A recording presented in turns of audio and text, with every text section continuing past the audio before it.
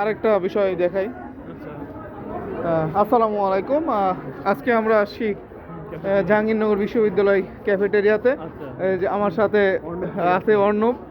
He is very innocent guy and very brilliant. এখন আমরা প্রবেশ করতেছি। এই দেখি কি পাওয়া যায়। এখানে আসলে সুসজ্জিতভাবে চেয়ারগুলো সাজানো আছে। এই সাইডে সবাই বসে খায়, এখানেও খাই, এই সাইডেও সবাই খায় আসলে। এখন দেখি কি পাওয়া যায়। এখন মোটামুটি এখানে দেখা যাচ্ছে যে বিভিন্ন ধরনের খাবার আছে।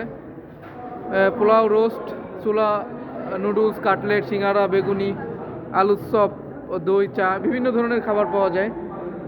আসলে এগুলা আমরা দেখি এখান থেকে যে খাবার সার্ভ করে, আর সবাই এখানে বসে আড্ডা দেয় আর খাওয়া দাওয়া করে। এখন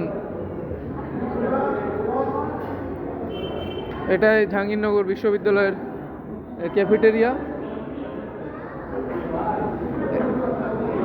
তো আপনারা দেখতে পাচ্ছেন এই ক্যাফেটেরিয়া মূলত খাবারের জন্য, অনেকেই বিভিন্ন পারপোসে এটা পড়াশোনার জন্য ব্যবহার করতে পারে। ক্যাফেটেরিয়ার সম্মুখভাগেও কিছু দোকানপাট আছে।